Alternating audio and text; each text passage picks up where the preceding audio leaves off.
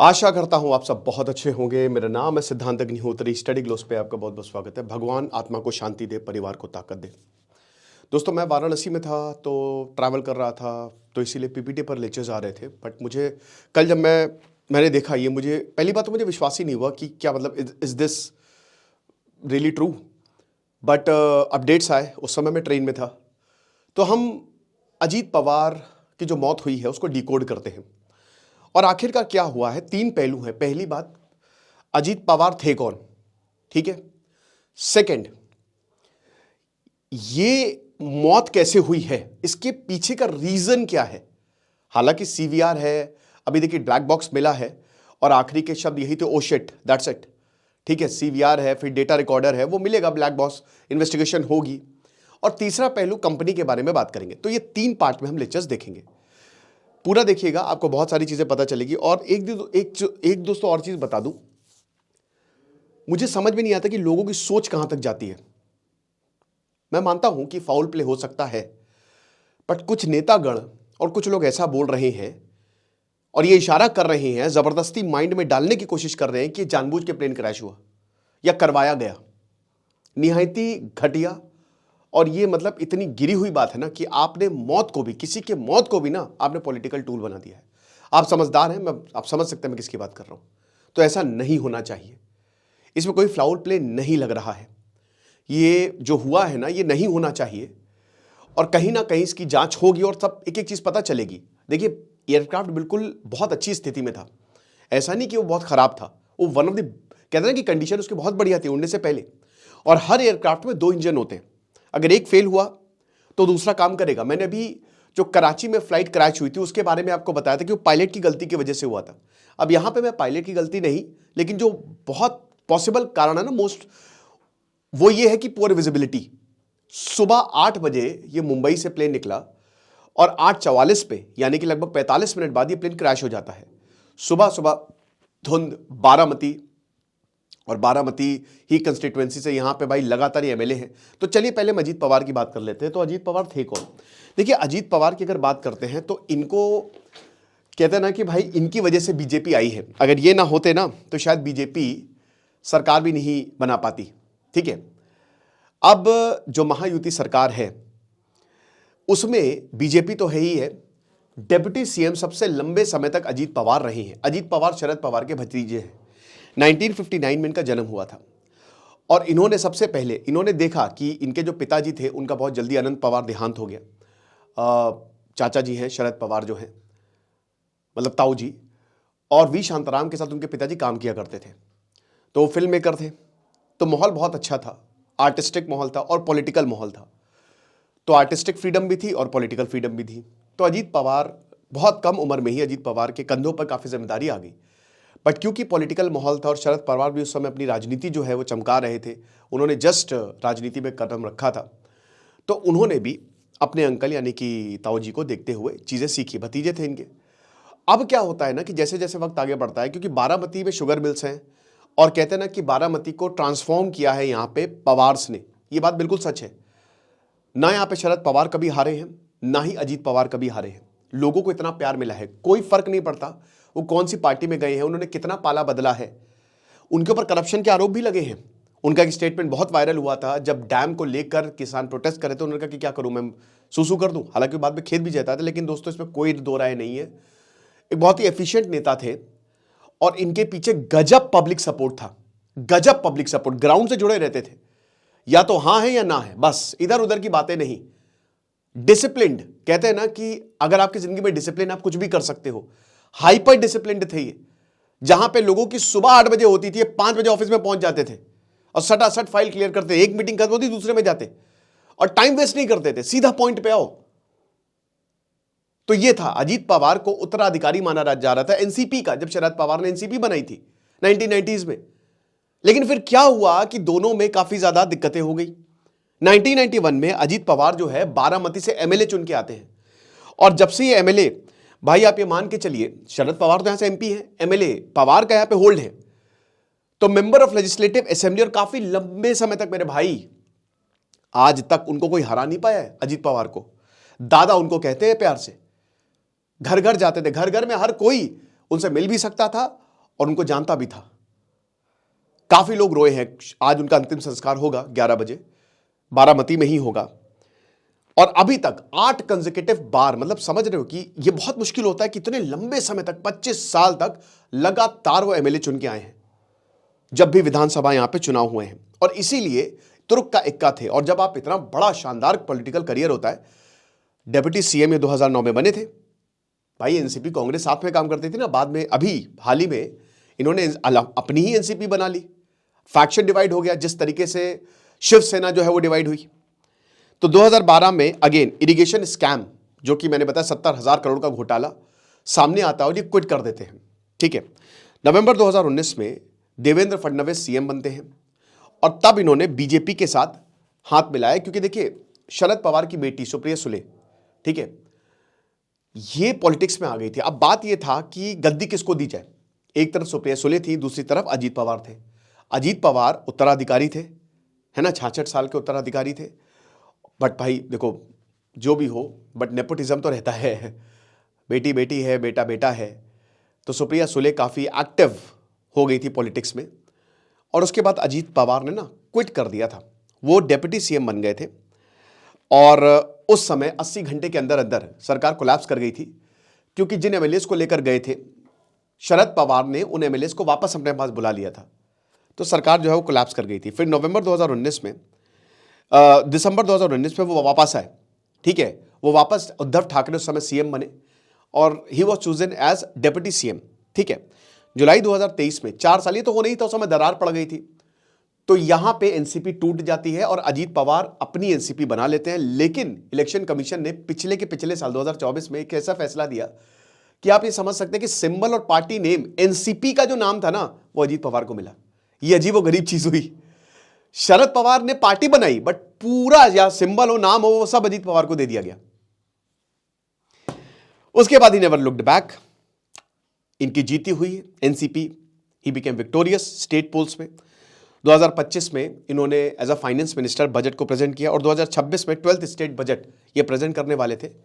लेकिन दोस्तों कयास ये भी लगाए जा रहे थे ना कि ये वापस एनसीपी में आने वाले थे। ये बहुत ज्यादा खुश नहीं थे। देखिए ultimately everybody wants to be the leader. तो अजीत पवार का सपना था कि वो सीएम बने। जब शरद पवार, ऐसा लगा कि शरद पवार आगे जा रहे हैं या उनकी बेटी आगे जा रही है, तो उन्होंने एनसीपी तोड़ ली। यहां पे देवेंद्र फडणवीस सीएम थे। डेप्यूटी को एक पोस्ट नहीं होती है, डेप्यूटी सीएम, डेप्यूटी पीएम, ये बनाई जाती है। ठीक है, ये बनाई जाती है कि चलो कोई बात नहीं, हम आपको भी जो है वो दुखी नहीं करते हैं। तो ये हिसाब किताब है। अब अजीत पवार एक रैली को एड्रेस करने जा रहे थे।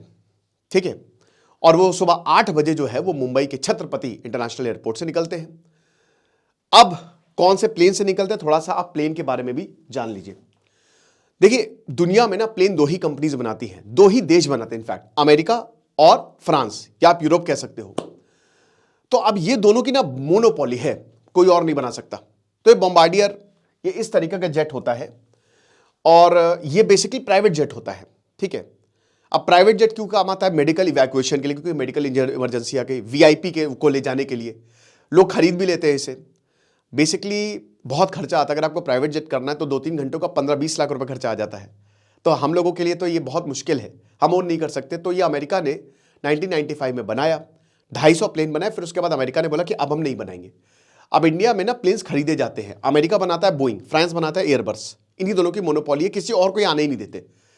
तो अब बोइंग तो बड़े प्लेन्स होते हैं और एयरबस, जैसे हमारे जितने भी प्लेन चल रहे हैं इंडिगो में, सब एयरबस है। ठीक है, और तीसरा ये भी अमेरिका ने बनाया। अब इसको खरीदा, ये प्लेन खत्म कर दी 2009 के बाद। अमेरिका ने एक भी प्लेन नहीं बनाया, बट इसको खरीदा वीएसआर वेंचर ने।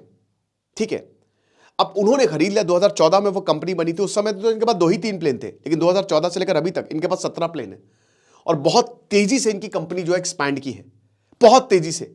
Medical evacuation, VIP movement, business meetings, business protocol, और सबसे बड़ी बात है क्रेडिट देते हैं, क्योंकि यहां पे आपको पॉलिटिक्स, देखिए ये बहुत बड़ा बिजनेस है, आपको पॉलिटिकल कनेक्शन की जरूरत है कोई भी बिजनेस चलाने के लिए।